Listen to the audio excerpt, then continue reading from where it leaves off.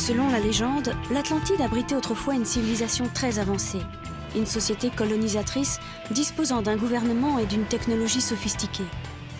Et puis, à la suite d'un cataclysme, cet île-continent aurait soudainement disparu avec toute sa population. Mais l'Atlantide a-t-elle réellement existé? 2300 ans après l'apparition du mythe, on recherche encore à travers le globe des traces de cette mystérieuse civilisation qui déchaîne les passions. L'Atlantide est bien réelle. Je pense que cette civilisation a existé, qu'elle a été détruite et qu'on peut en trouver des vestiges disséminés dans le monde entier.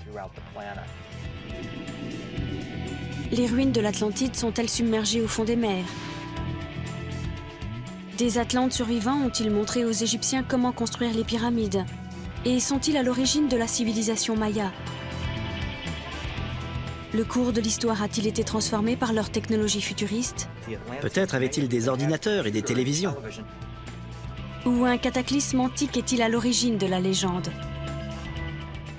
Autant que je sache, il n'y a aucune preuve solide de l'existence de l'Atlantide. Alors, avec sceptiques et convaincus, nous allons tenter de faire la part du mythe et de la réalité, à la recherche de l'Atlantide, le continent perdu.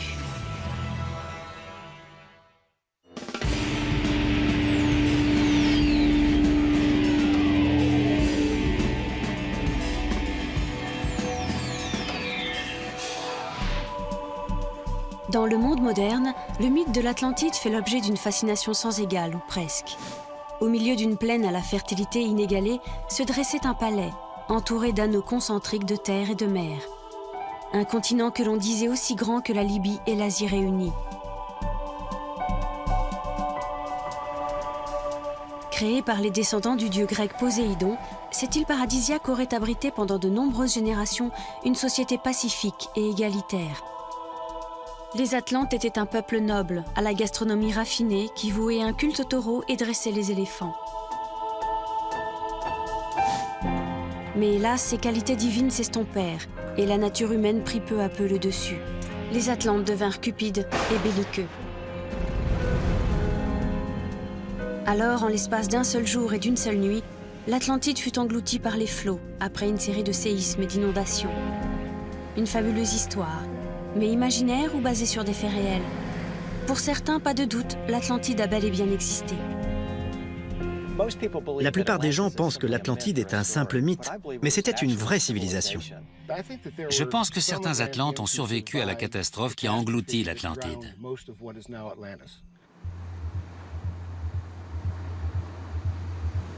Les défenseurs de l'existence de l'Atlantide se divisent en deux groupes. Ceux qui cherchent le continent perdu lui-même et ceux qui pensent que les Atlantes survivants ont laissé leurs traces sur de nombreux monuments antiques.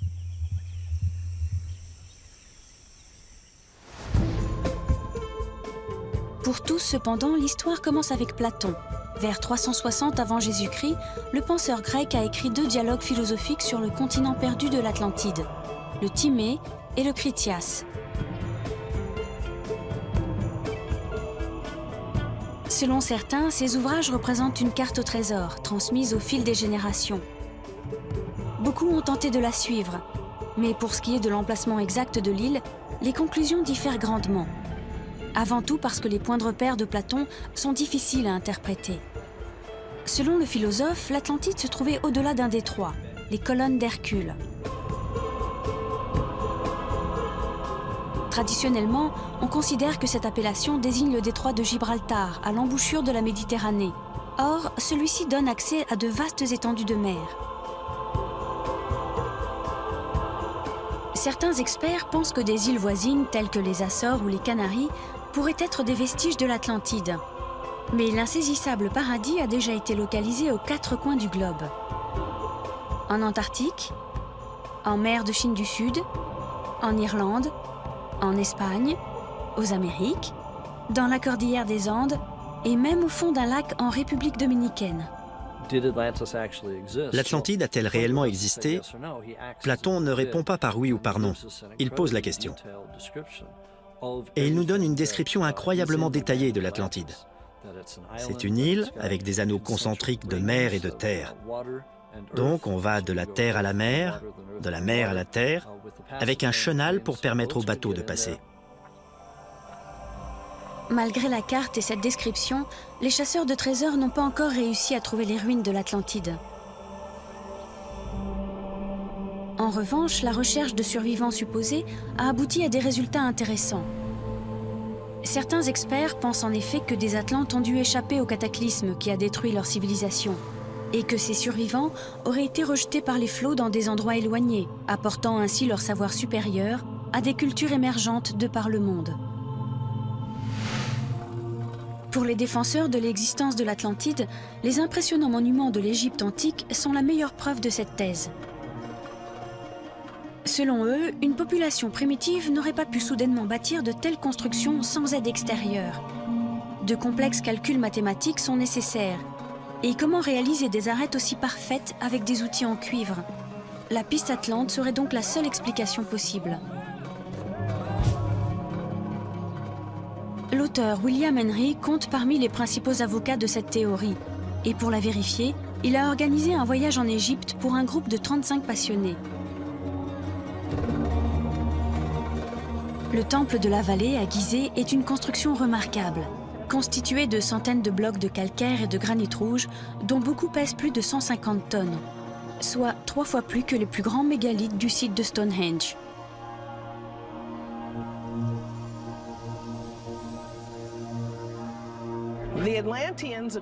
D'après les archives antiques, les Atlantes ont acheminé ces blocs de pierre sur près de 1000 km. Comment ont-ils fait? William Henry a son idée. L'une des explications possibles serait qu'ils avaient une forme de technique antigravité. Les blocs seraient devenus presque légers comme des plumes, ce qui leur aurait permis de les manipuler et de les déposer à l'endroit voulu. Un système antigravitationnel, voilà qui paraît invraisemblable. Pourtant, des hiéroglyphes retrouvés au temple d'Abydos laissent penser que les Égyptiens avaient peut-être accès à une technologie moderne, voire futuriste. Faut-il voir dans ces gravures un hélicoptère, un sous-marin ou même un vaisseau spatial? Cela pourrait-il expliquer comment les Atlantes voyageaient de par le monde? Car selon les tenants de la thèse des survivants, des architectes atlantes auraient été à l'œuvre en de multiples endroits. Au Cambodge pour les temples d'Angkor Wat, sur l'île de Pâques pour les célèbres statues.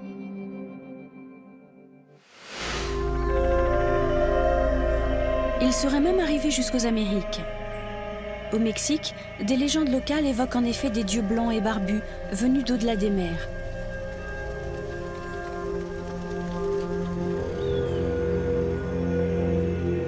Selon George Erickson, ces visiteurs étaient en réalité des Atlantes qui auraient aidé les Mayas à construire leur temple majestueux.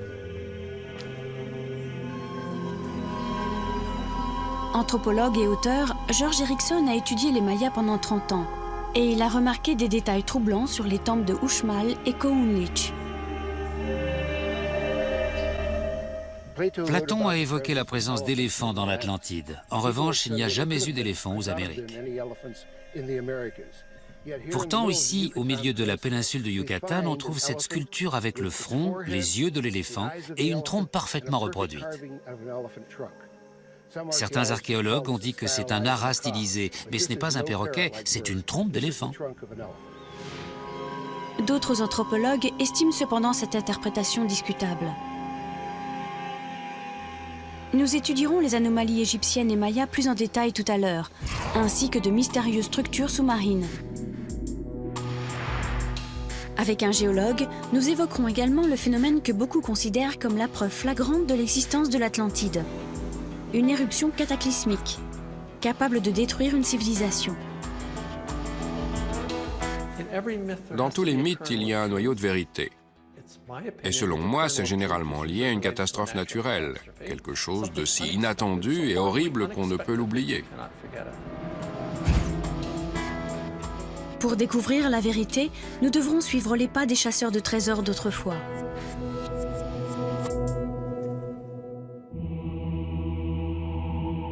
La fascinante description faite par Platon de l'Atlantide et sa civilisation perdue a captivé l'imagination de ses lecteurs à travers les siècles. Mais il a fallu attendre l'ère moderne pour que le mythe revienne au premier plan grâce à Ignatius Donnelly. Né à Philadelphie en 1831, Ce membre du Congrès américain croyait en la possibilité d'une société parfaite. Il participa même à la fondation d'une ville utopique, Ninninger City dans le Minnesota. Une aventure qui tourna vite au fiasco. Loin de se décourager, Donnelly écrivit alors un livre intitulé « Atlantide, monde antédiluvien ».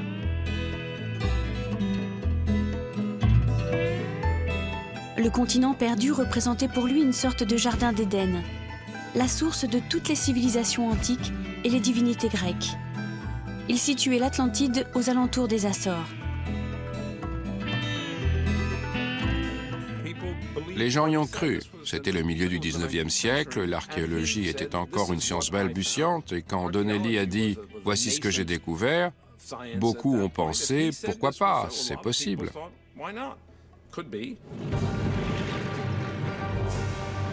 C'est ensuite en Allemagne que le mythe de l'Atlantide se diffuse. Au début du XXe siècle, une société secrète, l'ordre de Thulé, envoie des expéditions à travers le monde pour découvrir le berceau d'une prétendue race aryenne. Un continent perdu, situé entre le Groenland et l'Islande, qui ne serait autre que l'Atlantide. Au cours de la Seconde Guerre mondiale, Adolf Hitler aurait même ordonné à la tristement célèbre Luftwaffe de se détourner des missions de guerre pour rechercher l'Atlantide. Mais c'est avant tout grâce à Edgar Cayce que le mythe de l'Atlantide revint sur le devant de la scène. Étonnant médium autoproclamé, il affirmait avoir eu des visions d'un continent qui aurait connu 3 grandes périodes de bouleversement et dont il ne resterait qu'un groupe d'îles probablement situées dans les Caraïbes. Selon Edgar Cayce, les Atlantes auraient construit des sortes de cristaux laser pour produire de l'énergie, et leur surcharge aurait finalement causé une terrible explosion. Il affirme également que le Sphinx aurait été construit en 10 500 avant Jésus-Christ, soit 8000 ans plus tôt que ce qu'il est généralement admis dans la communauté scientifique. Et toujours selon lui, les survivants de l'Atlantide auraient par ailleurs dissimulé sous le monument une salle des archives contenant tout leur savoir ainsi que la véritable histoire de l'espèce humaine.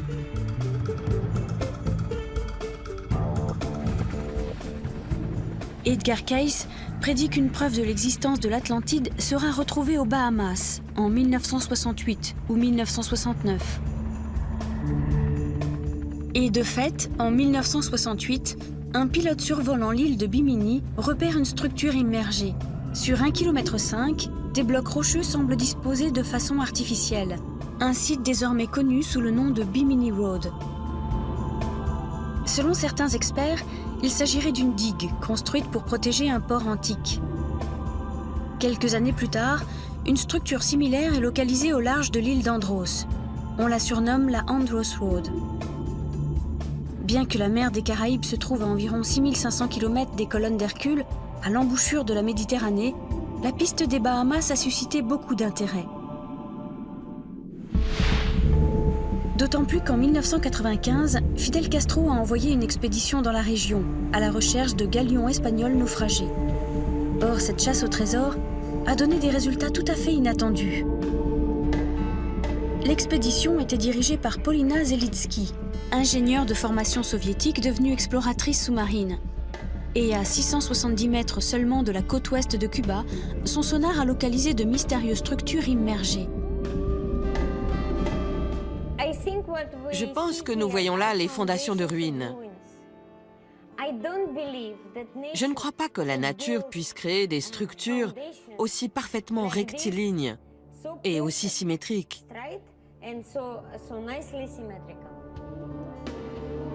Polina Zelitsky en a donc conclu qu'il s'agissait de constructions humaines. Il est possible que les vestiges d'une civilisation se trouvent désormais à 700 mètres de profondeur. Nos images sonars montraient un grand nombre de structures, mais nous n'avons pu faire des relevés que pour quelques-unes d'entre elles. Bien que Polina Zelitsky ne croie guère au mythe de l'Atlantide, elle espérait revenir sur place pour découvrir à quel type de civilisation ces ruines pouvaient être attribuées. Malheureusement, le régime castriste ne lui en a pas donné l'autorisation. George Erickson est lui fermement convaincu que l'Atlantide se trouvait aux Caraïbes. Je pense que la Bimini Road et la Andros Road sont liés à mon concept de l'Atlantide, car ces sites se trouvent sur le banc des Bahamas qui devait alors émerger. C'était une partie de l'île-continent Atlantide à l'époque où Platon situe sa destruction.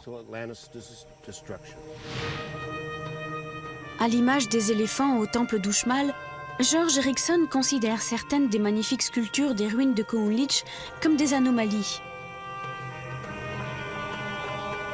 L'anthropologue gravite ici le temple des masques, une pyramide dotée d'un escalier central et flanquée d'énormes visages de pierre.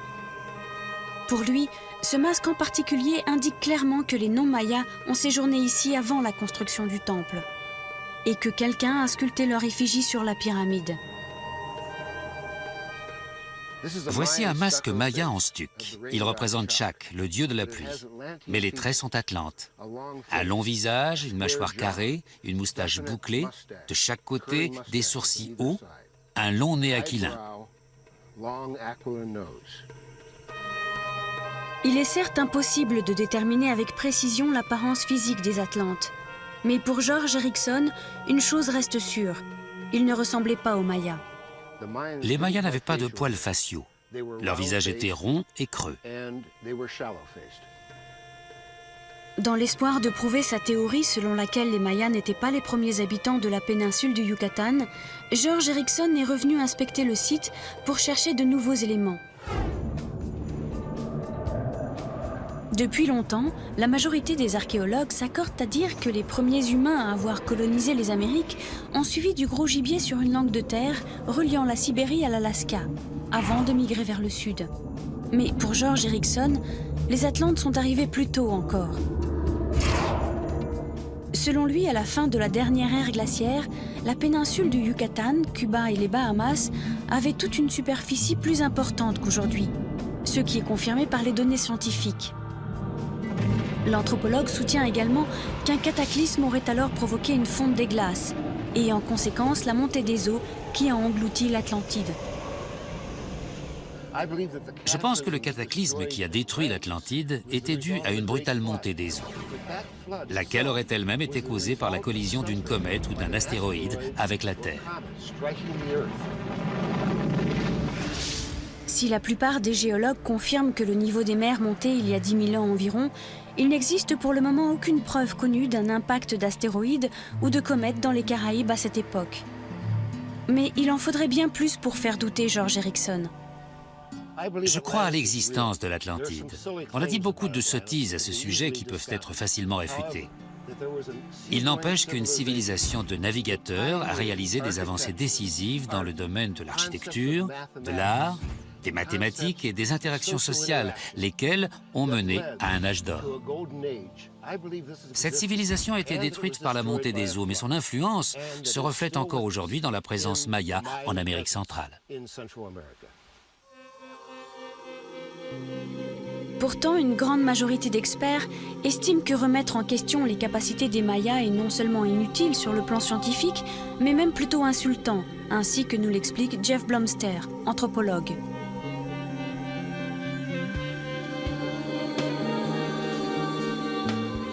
Il y a toujours eu des théories intéressantes sur des visiteurs apprenant au peuple du Nouveau Monde comment développer leur culture ou construire leur ville.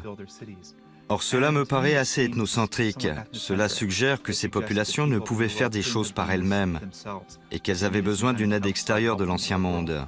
En réalité, il n'y a aucune preuve. Des documents historiques attestent que des légendes sur des dieux blancs venus d'au-delà des mers circulaient bien chez certaines populations indigènes d'Amérique centrale. Certes, les preuves de l'existence de ces visiteurs restent insuffisantes. Mais en Égypte, des hiéroglyphes retrouvés sur les murs de temples confirment clairement, pour certains en tout cas, la théorie d'un apport extérieur. Les Atlantes ont-ils montré aux Égyptiens comment construire les pyramides ? Les annales de leur peuple sont-elles cachées sous le Sphinx, dans une salle des archives secrètes ?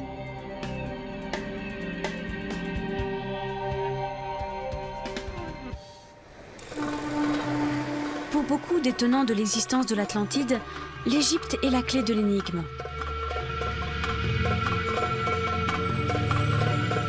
William Henry a organisé le voyage baptisé le Portail des Dieux, non seulement pour admirer les merveilles de l'Égypte antique, mais aussi pour remettre en question la capacité d'une civilisation si ancienne à construire ces monuments sans aide extérieure.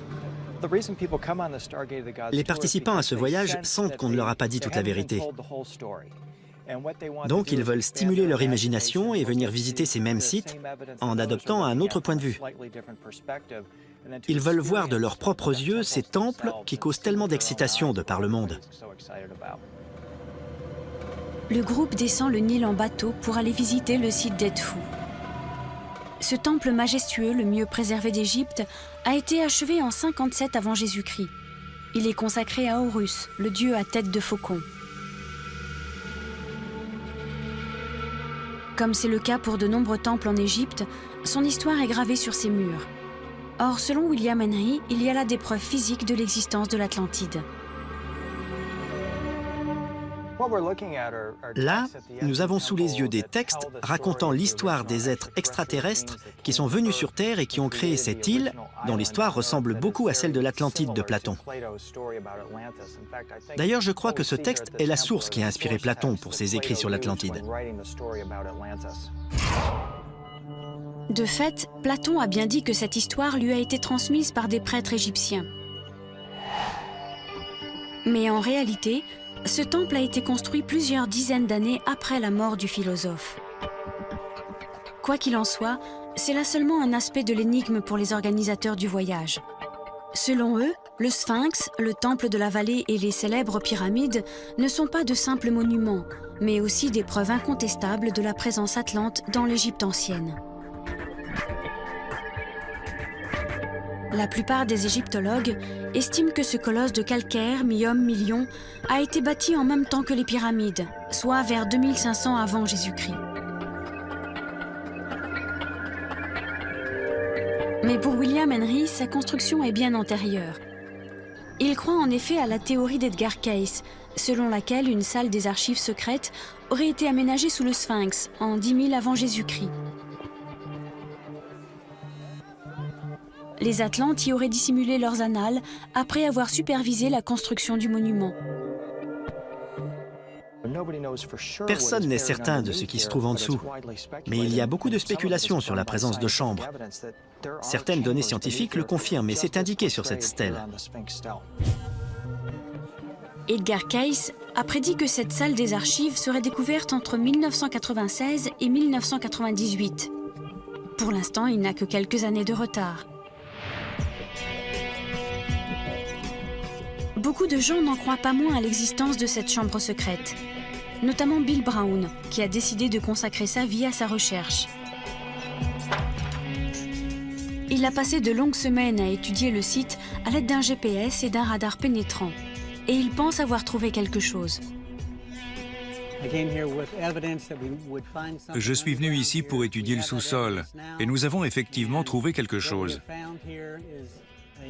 Nous avons les preuves de l'existence d'une caverne, à partir de 10 mètres de profondeur. C'est établi. Elle a une profondeur maximum de 40 mètres, elle est pleine de boue, et dans cette boue, il y a des caissons. Que cette caverne contienne ou non des archives atlantes, Bill Brown est convaincu qu'il s'agit d'une découverte majeure. La salle des archives contient l'histoire de la race atlante, l'Atlantide avant la chute, le pourquoi de cette chute. Et ces archives nous ont été laissées pour nous servir de leçon, afin que nous ne répétions pas les mêmes erreurs. Les participants au voyage Le Portail des Dieux espèrent pouvoir assister au premier coup de pioche de Bill Brown, mais les autorités égyptiennes n'ont pas encore délivré de permis de fouille pour la recherche de la salle des archives. Le groupe va donc se contenter d'une visite de l'intérieur de la Grande Pyramide. William Henry descend en premier dans le labyrinthe menant à une grande chambre, plongée dans l'obscurité. L'atmosphère de l'endroit est propice à la méditation. Nous sommes dans la chambre du roi de la Grande Pyramide. Un endroit très puissant pour méditer et se connecter aux énergies stellaires. Les énormes blocs de granit rouge des parois stupéfient les visiteurs. Pour William Henry, les pierres de la pyramide comme celles du temple de la vallée sont trop imposantes pour que les Égyptiens aient pu les déplacer. Seule la technologie supposément supérieure des Atlantes aurait pu accomplir cette prouesse. Lorsque William Henry sort de la pyramide à la tombée du jour, il paraît transformé par l'expérience vécue à l'intérieur. C'était fantastique, vraiment merveilleux. Les pyramides ont-elles vraiment été construites par les Atlantes? Et si oui, comment ceux-ci sont-ils arrivés en Égypte? Pour William Henry, la clé de l'énigme se trouve à Abu Ghorob. Situé à 1 heure environ du plateau de Gizeh, ce site peu fréquenté par des touristes abrite les ruines de 2 temples solaires de la 5e dynastie. Mais pour William Henry, il y a plus. Nous allons à Abu Ghorob, l'un des plus anciens sites cérémoniels au monde. Selon la tradition égyptienne, des voyageurs des étoiles sont arrivés à cet endroit. Ce serait un site d'atterrissage d'OVNI. Mais les Atlantes sont venus en passant par des portails stellaires. Ce sont des extraterrestres. William Henry pense que les Atlantes sont originaires de la constellation des Pléiades et qu'ils sont venus sur Terre via des portails stellaires, d'hypothétiques ouvertures dans l'espace-temps.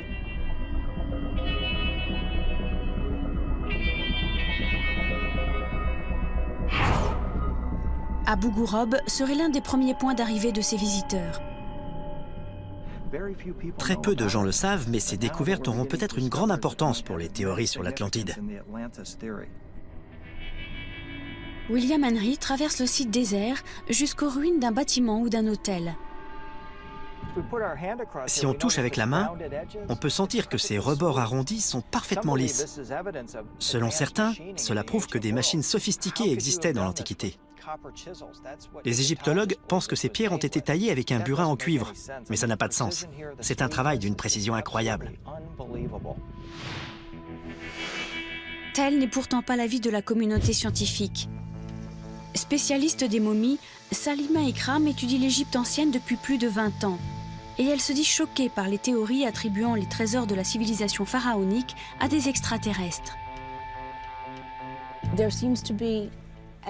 Certains ne semblent pas pouvoir accepter le fait que les gens qui vivaient ici étaient capables de faire toutes ces choses sans aide extérieure. Et c'est insultant. De fait, il existe une abondance de données archéologiques permettant d'expliquer en détail comment les pyramides ont été érigées par des Égyptiens.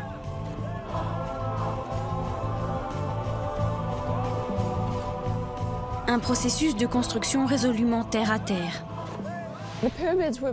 Les pyramides ont été construites en 2500 avant Jésus-Christ environ, donc il y a 4500 ans.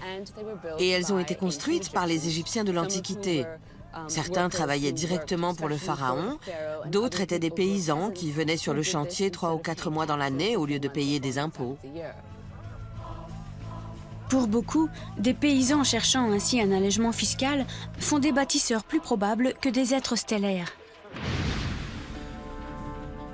Par ailleurs, nombre d'historiens et de scientifiques pensent que l'Atlantide n'est qu'un mythe, et rien de plus. Mais, comme c'est souvent le cas, le mythe a peut-être un fondement historique. Et beaucoup d'experts pensent que l'île dont Platon s'est inspiré pour ses dialogues était forcément toute proche. Si on veut localiser l'Atlantide, elle se trouvait forcément dans ce qu'on appelait l'Ancien Monde, en Méditerranée ou au large de l'Espagne, dans une région que Platon pouvait connaître. Santorin est une petite île paradisiaque, dans les eaux bleues de la mer Égée. Or, à l'âge de bronze, soit plusieurs siècles avant la naissance de Platon, elle abritait l'avant-poste d'une civilisation très avancée. Ce peuple de navigateurs, riches et sophistiqués, pratiquait le commerce dans toute la Méditerranée. Puis il a disparu, presque du jour au lendemain. Pour beaucoup d'experts, cette histoire ressemble étrangement à celle de l'Atlantide. Peut-être la science peut-elle alors résoudre le mystère ?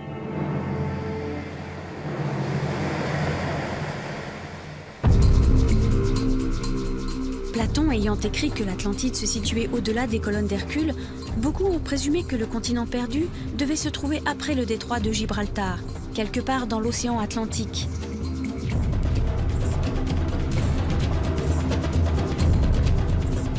Mais Platon était un homme de la Méditerranée. Alors, et si les colonnes d'Hercule désignaient un repère local, à une courte distance de navigation de la Grèce continentale? Et si, au-delà de ce point, s'était épanouie une nation insulaire, une civilisation avancée au rayonnement commercial international, avec un gouvernement structuré et une puissante armée? Une nation soudain détruite par un cataclysme si violent que l'onde de choc en aurait été ressentie dans toute la région. Eh bien, cette nation a existé.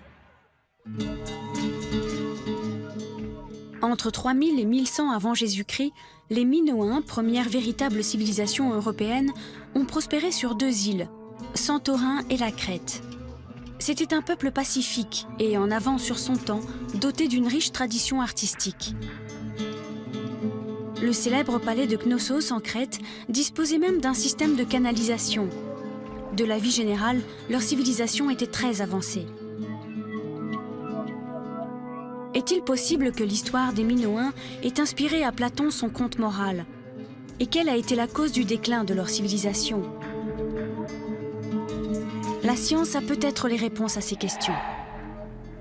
Vers 1640 avant Jésus-Christ, soit 1300 ans environ avant que Platon commence à écrire, une gigantesque éruption volcanique a presque entièrement détruit la petite île de Santorin. Une grande partie des terres a été engloutie par les flots, et l'avant-poste d'une florissante civilisation a ainsi brusquement disparu. En 1939, Spyridon Marinatos, un archéologue grec, a mené des fouilles sur Santorin dans l'espoir de retrouver des vestiges minoens ensevelis sous des couches séculaires de terre et de cendres. Et de fait, ces recherches ont été couronnées de succès. La fabuleuse ville antique d'Akrotiri a été préservée par la cendre volcanique. Il a découvert une ville très avancée. Akrotiri était une ville avec des maisons, des entrepôts de stockage pour le blé et le vin, et bien sûr les décorations les plus fantastiques que l'on puisse imaginer.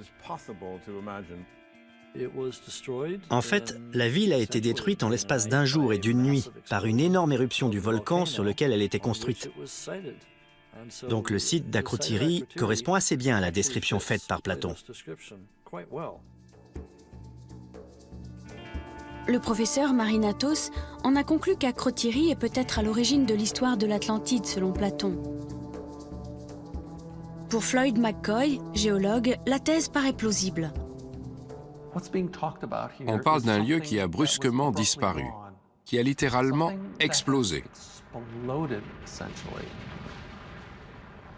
Or, le seul phénomène connu qui puisse faire ce genre de choses à une telle échelle, c'est une éruption volcanique. Observant le volcan depuis les ruines, le géologue décrit ce que les malheureux habitants d'Akrotiri ont dû vivre en ce jour fatidique. Imaginons que nous remontions 3600 ans dans le passé. Le volcan explose.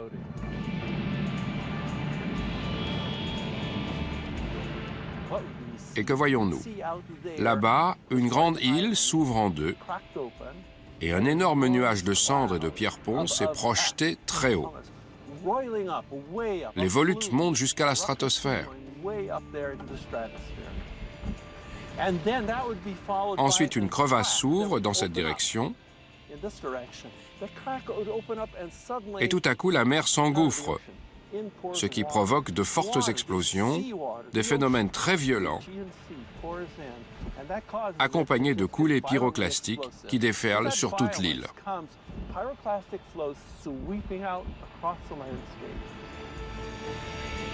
L'éruption de Santorin a été aussi violente que la célèbre explosion du volcan Krakatoa en Indonésie en 1883, et presque 10 fois plus que celle du mont Saint-Helens en 1980.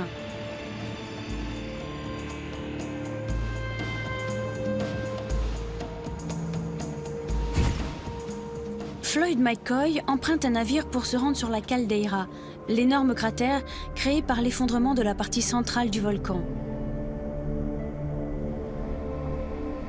Plus de 3600 ans après la catastrophique éruption, la formidable puissance du volcan se fait toujours sentir.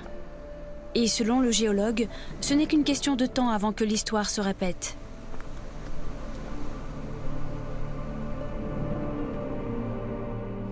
C'est le point zéro. C'est ici que les éruptions se produisent. Ce volcan est en train de se reconstruire lentement. D'ici 20 000 ans, qu'est-ce qu'il y aura ici? On aura une île énorme. Et elle aura peut-être le même aspect qu'à l'âge de bronze. Il n'y aura pas de roches nues comme maintenant. Il y aura de la terre, des arbres, peut-être des buissons et des gens. Partout, des signes d'activité sismique indiquent que le volcan reste potentiellement dangereux. Voilà, on a du gaz chaud qui s'échappe ici. C'est chaud. Le jaune, c'est du soufre et le blanc, de l'oxyde de soufre. Là, il y a de la chaleur qui sort du sol. D'où vient-elle?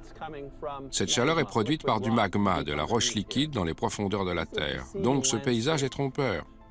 Et pour un volcanologue, cela signifie qu'il y a du magma actif sous nos pieds et qu'une éruption est à tout moment possible. Il est incontestable que ce volcan a détruit Akrotiri. Mais comment cette éruption aurait-elle pu causer la chute de toute la civilisation minoenne, dont le centre se trouvait en Crète, à plus de 100 km? Le professeur Kostas Sinolakis a grandi sur cette île et dans son enfance, il était fasciné par la puissance de la mer. Aujourd'hui, c'est un spécialiste du plus dévastateur des phénomènes marins, les tsunamis.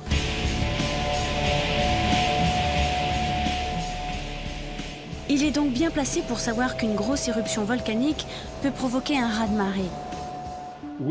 On ne sait pas exactement ce qui s'est passé à Santorin du point de vue scientifique. Mais il y a des hypothèses. Et c'est comme ça que la science fonctionne. On pense donc que le volcan a explosé et détruit entièrement l'île de Santorin. Il s'en est suivi un énorme raz-de-marée qui a déferlé jusqu'en Crète et a durement frappé les Minoens.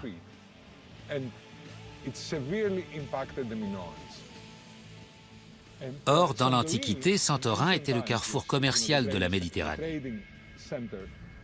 Un peu comme Hong Kong aujourd'hui, si vous voulez.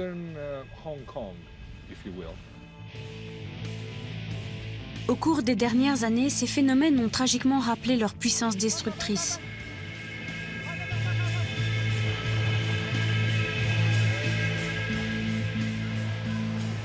Le tsunami de 2004 dans l'océan Indien a fait 225 000 victimes, un chiffre si terrible qu'il dépasse l'entendement. Et en Méditerranée, 5 ans plus tôt, un autre raz-de-marée a ravagé la côte turque. L'idée qu'une ville puisse être engloutie par les flots n'est pas du tout saugrenue. C'est ce qui s'est produit en 1999 lors du grand séisme d'Izmit qui a fait 17 000 victimes. Les Minoens ont-ils ainsi servi de modèle à Platon pour ses Atlantes? Ce qui ferait d'Akrotiri la ville détruite par l'explosion d'un volcan, la véritable Atlantide.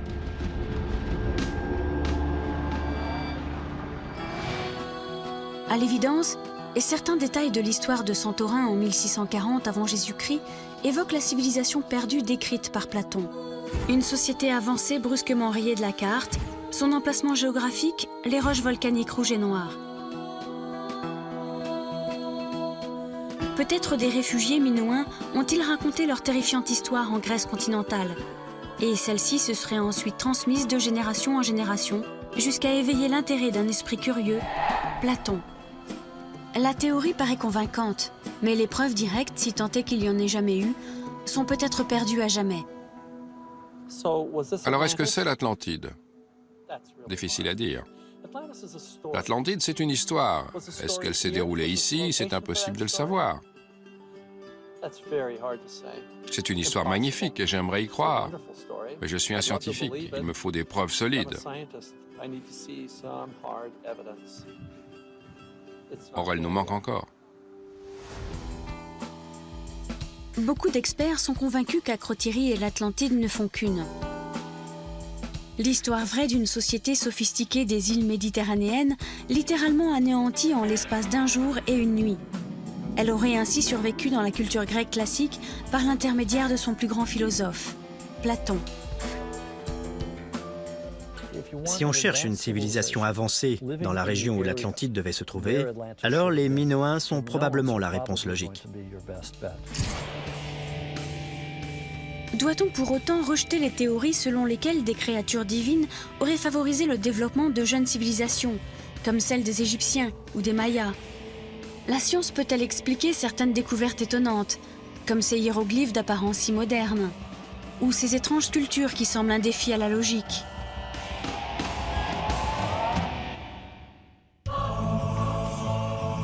Depuis des siècles, l'histoire du continent perdu de l'Atlantide, cette société utopique et sophistiquée, brutalement anéantie, captive notre imagination.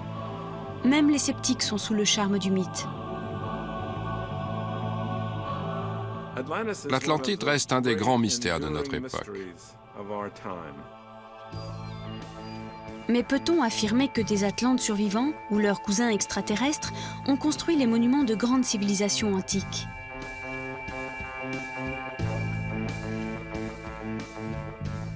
Le plateau de Gizeh et la péninsule du Yucatan comptent parmi les endroits les plus fouillés au monde.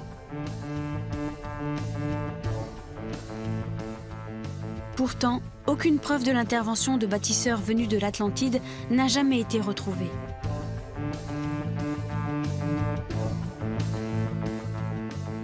Certaines anomalies n'en restent pas moins inexpliquées. Les hiéroglyphes du temple d'Abydos en Égypte sont peut-être l'exemple le plus frappant. Certains affirment qu'ils représentent un hélicoptère, un sous-marin et un vaisseau spatial. Les Égyptiens de l'Antiquité pouvaient-ils connaître des concepts si modernes? En réalité, ces motifs sont simplement le fruit du hasard. À l'origine, le temple d'Abydos était consacré au pharaon Séti. Mais plus tard, des hiéroglyphes en l'honneur de Ramsès II ont été gravés par-dessus les anciennes inscriptions. Au fil du temps, le plâtre s'est aussi effrité par endroits, et ces motifs étranges ont pris forme par accident. Si l'on sépare les hiéroglyphes originaux de ceux gravés plus tard, la mystérieuse technologie extraterrestre disparaît. Reste cependant la question de savoir ce qui se trouve en dessous du Sphinx. Edgar Cayce, le célèbre médium, a prédit que l'on découvrirait sous ses pattes la salle des archives atlantes. Les images radar de Bill Brown sont-elles vraiment concluantes? La salle des archives existe. Je crois à son existence et je pense que nous aurons bientôt des preuves. Les égyptologues, eux, sont sceptiques, car de nombreuses fouilles ont déjà été entreprises sur le site sans succès. Je sais que beaucoup de gens cherchent la salle des archives et les secrets atlantes qui seraient gardés sous les pattes du Sphinx. Mais pour l'instant, malgré tous les sondages et les relevés, personne n'a pu trouver de preuves. Donc peut-être que l'on découvrira quelque chose à l'avenir, mais j'en doute compte tenu de tous les efforts déployés jusqu'ici. À moins d'une découverte future, c'est donc bien aux Égyptiens de l'Antiquité que doit revenir le mérite d'avoir construit des œuvres architecturales parmi les plus remarquables au monde. Pourquoi aller chercher des extraterrestres alors que les gens qui vivaient ici étaient tout à fait capables de faire ces choses eux-mêmes? Peut-on en dire autant des Mayas? L'anthropologue George Erickson a l'intime conviction que les sculptures ressemblant à des hommes moustachus et des trompes d'éléphants sur les temples de Yucatan prouvent une présence atlante. Beaucoup d'indices au Yucatan me font penser que les Atlantes sont venus ici et ont transmis leur civilisation, leurs concepts aux Mayas. Une thèse contredite par Jeff Blomster, spécialiste des Mayas. Il n'y a aucune preuve de la présence au Yucatan d'une population de navigateurs venus des Caraïbes. Comment expliquer alors les étranges masques du temple de Cohullinch? Le masque à Cohullinch représente le dieu du soleil maya, Kinishao, qui a parfois des éléments en mouvement de chaque côté de la bouche. Il pourrait s'agir de fumée ou de vapeur. Certains disent que ce sont des serpents. De plus, il s'avère que les Mayas eux-mêmes avaient des poils faciaux. L'idée selon laquelle les Mayas étaient imberbes est un malentendu selon moi. Si on va dans une communauté maya aujourd'hui, au Mexique ou au Guatemala, on voit bien des hommes avec des poils faciaux. Donc je pense qu'ils en avaient, c'est évident. Mais qu'en est-il des trompes sculptées au temple d'Uxmal? Prouvent-elles réellement que les Atlantes ont amené des éléphants aux Amériques? Ces masques ne représentent pas du tout des éléphants, mais plutôt des effigies du monde maya, mélangeant des animaux existants à des créatures surnaturelles. Par exemple, ces sculptures représentent parfois des becs d'oiseaux, ou même des museaux de reptiles. Et puis les Mayas connaissaient aussi les tapirs. Richard Ellis, océanographe, tient pour peu crédible la théorie de George Erickson, selon laquelle une comète aurait causé l'anéantissement de l'Atlantide aux Caraïbes. D'après moi, situer l'Atlantide aux Caraïbes est tout simplement ridicule. Dans la région du Mexique et de Cuba, la géologie et la formation des îles sont parfaitement connues et n'ont absolument rien à voir avec un grand bout de continent qui aurait disparu. De plus, l'Amérique du Sud paraît quelque peu éloignée des repères géographiques de Platon.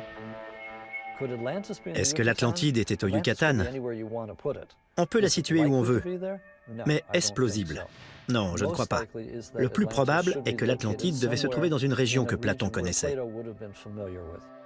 L'île grecque de Santorin répond bien à ce critère. Mais si la civilisation avancée des Minoens ressemble à la description faite par Platon de l'Atlantide, presque aucun autre élément de l'histoire ne concorde. Platon parle d'une île-continent de la taille de l'Asie et de la Libye réunies. Santorin ne correspond absolument pas à cette description. De plus, Santorin ne se trouve pas au-delà des colonnes d'Hercule, si l'on admet que Platon désignait ainsi le détroit de Gibraltar. Enfin, l'avant-poste minoen a bien été détruit par une éruption volcanique, mais 900 ans seulement avant que le philosophe écrive ses dialogues, et non 9000 ans. Certains éléments de l'histoire concordent parfaitement, et d'autres pas du tout. Donc c'est du 50-50 en quelque sorte, et personne ne gagne. Aucune théorie ne s'impose. On ne peut pas garder certains éléments et en rejeter d'autres pour s'arranger avec les faits comme on veut. Mais l'espoir fait vivre. Et beaucoup continuent de chercher l'Atlantide, inspirés par l'exemple d'un homme dont la conviction a permis de retrouver la légendaire Troie, théâtre de la guerre du même nom. En 1873, Heinrich Schliemann, un aventurier allemand, a retrouvé la Troie antique, prouvant ainsi que les épopées d'Homère, l'Iliade et l'Odyssée sont au moins en partie basées sur des faits réels. Or, beaucoup de ses contemporains pensaient que c'était une folie de suivre les indices d'un mythe populaire, comme George Erickson le fait remarquer. Je pense que Heinrich Schliemann nous a montré à tous qu'il est possible de ne pas se contenter du statu quo et de continuer à chercher les réponses auxquelles on croit.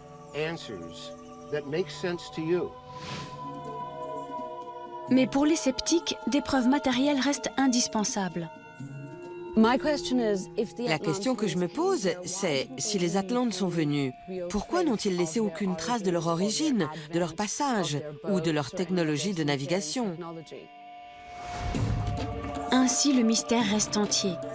Peut-être Platon a-t-il simplement voulu écrire un fabuleux conte moral. Ou peut-être qu'une civilisation perdue attend toujours d'être découverte quelque part sur le globe. Il est possible que Platon ait écrit un conte moral et non un livre d'histoire. L'Atlantide lui aurait ainsi servi à illustrer un avertissement.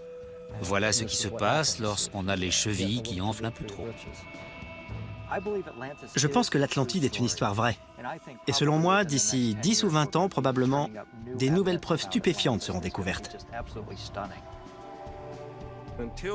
Tant qu'on n'aura pas découvert quelque chose de tangible, un objet dont on pourra prouver de façon incontestable qu'il provient de l'Atlantide, je ne croirai pas un mot de cette histoire. I don't believe a word of it.